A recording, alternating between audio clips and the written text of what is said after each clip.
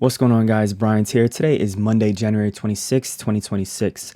This is my chart of the SPY. I've went ahead and plotted the gamma exposure levels for the week. The market is open. It is currently Monday morning. These are the gamma exposure levels taken from Quant Trading app. I've aggregated the profile based on today, tomorrow, Wednesday, Thursday, and Friday's expiration. This is a method that I've been doing weekly for the past few years. I'm just now going to start doing them on YouTube and then sharing this information for some of you guys that are not in Quant Trading app. I'm also going to share some trade ideas on how you can take this information and actually apply it for swing trades for the week, as that is predominantly my style of trading these days. I like to do my analysis at the start of the week based on gamma exposure and some other data, and then map out how I'm going to approach the week. For the most part, the market has opened above the gamma flip for this week, and we are currently in net positive gamma territory. That's what this green level is on my charts. There isn't an aggressive amount of net negative gamma relative to last week, for example, when the markets opens down here. These are the dominant net negative gamma strike. So that's why I have the red highlighted around them. If you guys remember, I like to start with a macro approach. So before we get into too much of the nitty gritty, this is the daily profile from the SPY. We can see that the markets did end up holding above the anchored VWAP from the start of this year. So now we can expect, if the market for whatever reason was to retrace back down to whatever this level will be in the future, it should hold as support. Traders are going to use this as a gauge for how strong or weak the market is. Whenever the market is below these types of levels, though, it likes to return to it and hold above it, as it is the normal or natural state of the markets to trend up. So now that we are back above it, we can say the market is in a relatively normal state, and that is confirmed by the gamma exposure. We are now back in net positive gamma territory, so all is well for the market. I do want to point out something that I find a little alarming. The VIX now is back down to these low levels, so that is something we want to take into consideration. On top of that, if we take a look at the ADD for today, I don't like to be aggressively bullish when there is divergence. You guys can see the ADD is trending down for this whole morning here, even though the markets has gone up. We had a slight gap, it held the level, and it continued to push higher. This is a warning sign or a red flag for me.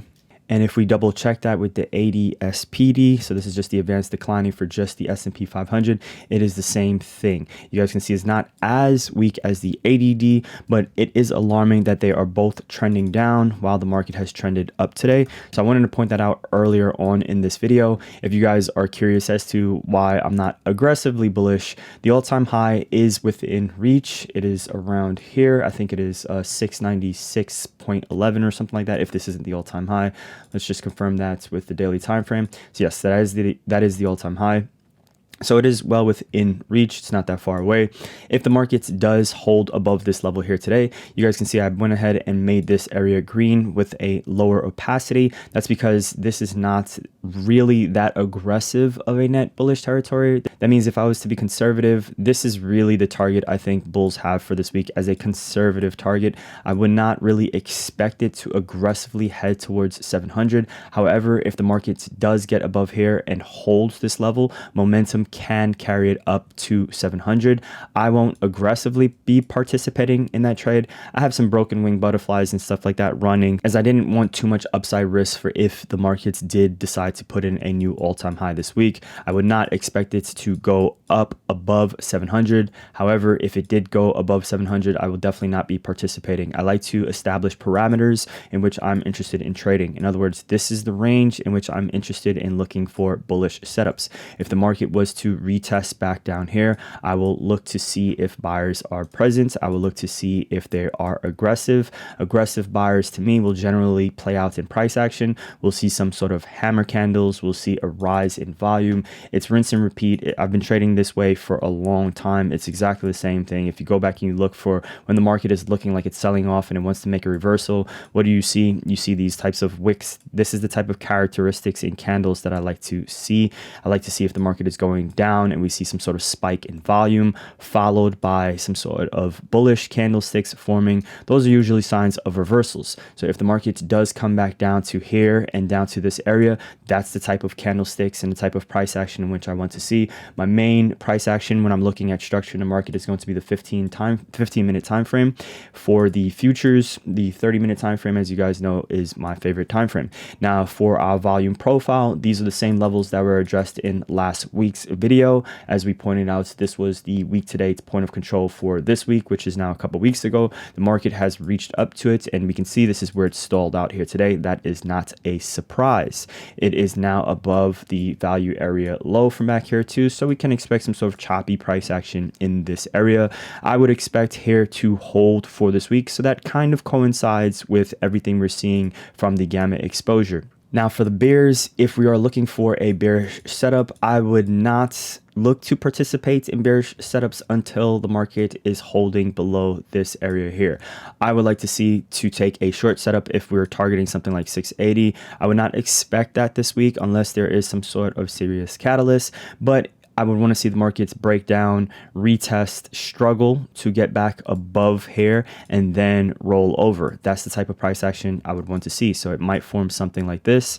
That's the type of pattern we might see, some sort of wedge, some sort of bear flag. I want to see failure at this area here to get back above it. If we see some sort of rejection candle, like an inverse hammer candle, I believe it's called a shooting star, something like that. Anything that reads to me as if the market is struggling to get back above will give me the conviction to actually take this trade short. We can assume that there at the apex of this wedge here, there's going to be some sort of demand. All of this coincides with this area being a lot of demand.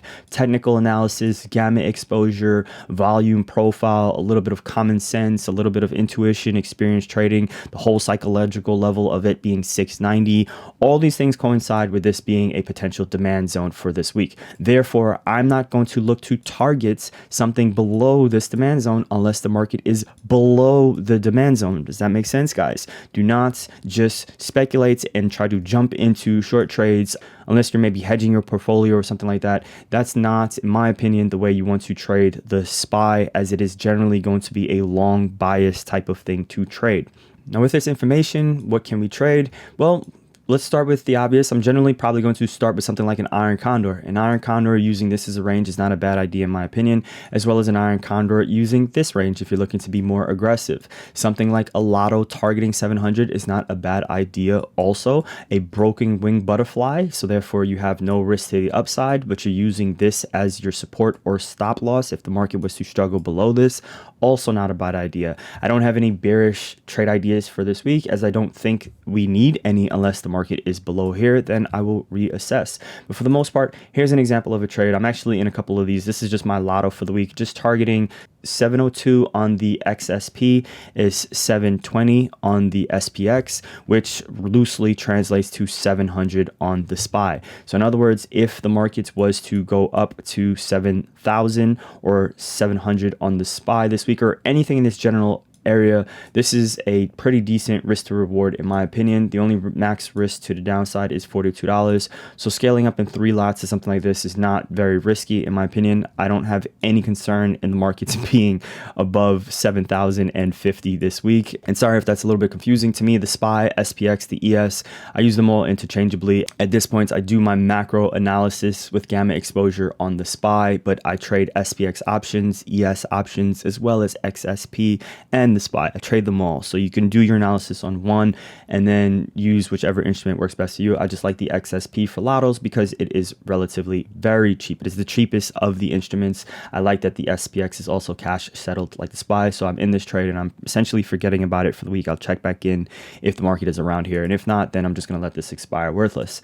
Now, for the most part, this is a more realistic type of strategy or trade here. This is the iron condor. By the way, most of these spreads are just using Friday's expirations. I think that's what I'm going to stick to for this series of YouTube videos where I'm doing this analysis for the week and kind of outline different swing trades. Again, these are for educational purposes only. I'm just demonstrating how you can take the data, turn it into trades, and then I try to do a recap at the end of the week so you guys can actually see how this turned out. But in some weeks, I might not be able to do the recap, so I would encourage you guys, take note of this type of stuff for yourself. The point is for you to be able to learn to do this for yourself. I'm demonstrating and showcasing examples, but the point is you'll be able to look at the data, look at the information, and be able to see how you can put it to use. This iron condor is essentially just using the SPY's levels, converting it to the SPX, and essentially establishing a range from here to here with the assumption that the market is going to stay in this range until at least maybe Wednesday or so. These are not types of strategies you want to hold until the end of the week, but I would generally expect some sort of profit by Wednesday. And if something goes wrong early in the week,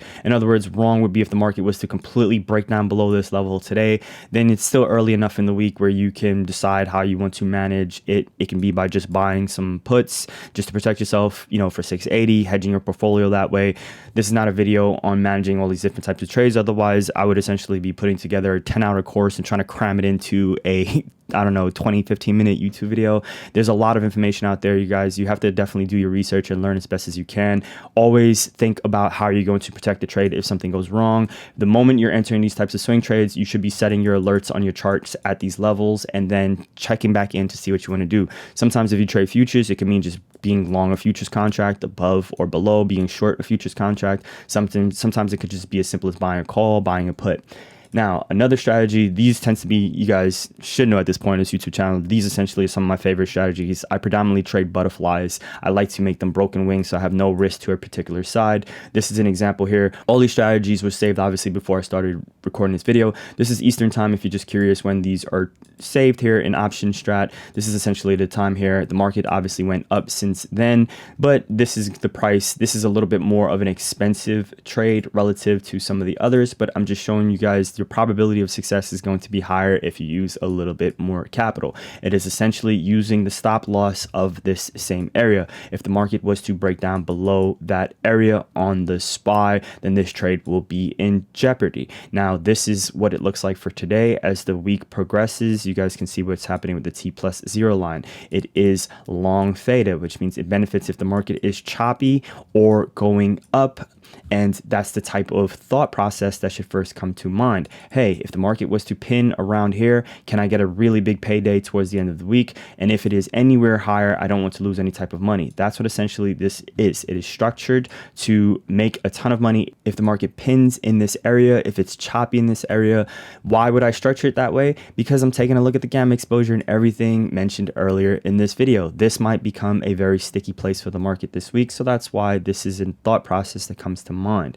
Now, another idea might just be something like a put credit spread, essentially using the same logic. In this case here, it is selling puts at or below this level. I don't like these types of trades. I would prefer to go with the butterfly because I like the idea of the opportunity to make a lot. I wish I was a better credit spread trader, but I know a lot of traders appreciate the simplicity that comes with credit spreads. On top of that, we can also run this. Now, this is one of my favorite types of strategies to trade, going with the following Friday. I shared this in last week's video. You guys saw how that worked out. I actually think we can actually pull it up for you guys here. That would be this one. So you guys see how that played out last week. And this is, this was a 10 DTE trade, and we covered it in last week's video, but it had a lot of room to the upside. So even though the market's trended up and it went well past, the butterfly, because it is broken wing, it meant it had a lot of room to the upside. You guys see the range on a trade like this. This is why I love these types of strategies. So this is just an example of a similar situation, almost running the exact same strategy, going with the following Friday.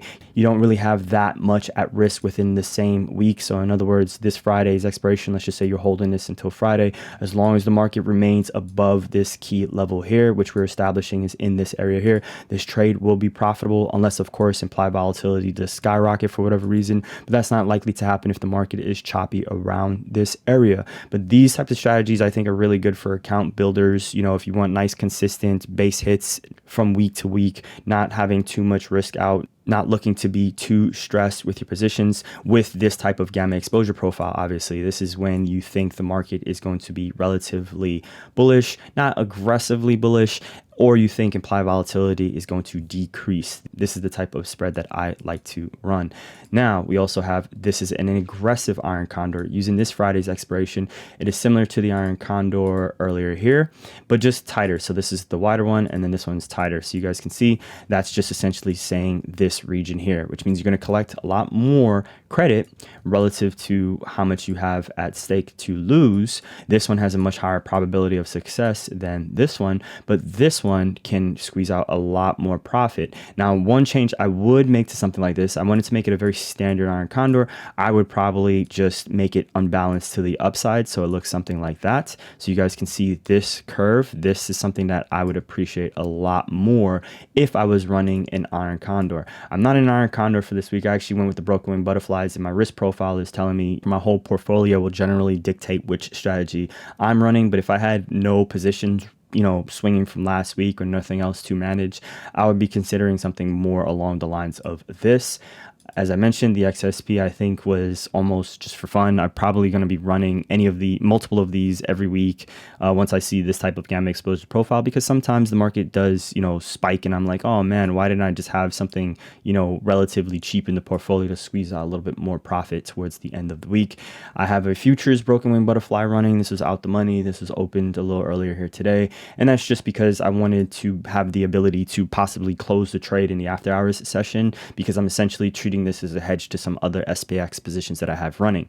As I always like to mention, these videos are not specifically about just my positions, my trades, as then that's going to limit what I can actually showcase or potentially teach you guys on. If I'm talking about multiple strategies, if I'm only in one or two spreads, then you guys are going to miss out on thinking about maybe the iron condors, because an iron condor you might have an affinity for, and it might be an easier strategy for you to run, as well as the put credit spreads. The credit spreads are something that I don't run that often, but those are generally going to be very consistent strategies to run from a week-to-week basis, as the market is generally going to be long biased, especially when we have this type of gamma exposure profile. The VIX being back down here, it just means I wouldn't expect, you know, it to break down as much as I did last week. So in other words, when it started the week elevated, then we can expect it to return back to its lower end of its mean here. So now that it is here, we just want to keep it on watch. We don't want to see it, you know, starting to increase, because if it starts back bouncing up, then we can expect that the market comes down here, that this level is not going to hold. All right, I'm going to cut this video here. Let me know if you guys enjoyed this. I'm glad to see you guys responded on the previous video. You guys like this series. I will be keeping up as much as I can. I do have a couple films coming up that I will be shooting, so that will definitely affect my schedule with this, and they are overnight shoots, so I'm going to be very exhausted come Monday, and I'm not sure if I'll be able to get the video out in this as fast as I was able to get this one out. And then March, my schedule is going to be incredibly chaotic, as I have 8 days of filming. 6 of them are overnights. It's a TV pilot that we're going to try and pitch to the networks, I believe. I'm not a producer on it. I'm a co-producer, so I'm not sure. I'm trying to stay out of the post-production process for this one, but it's going to make my schedule very crazy, so I apologize in advance, as I don't know if I'll be able to upkeep the frequency of this series, at least for the month of March, but I will do the best I can. Subscribe, leave a comment down below, like the video if you learned something. I'll catch you in the next one. Thanks for watching.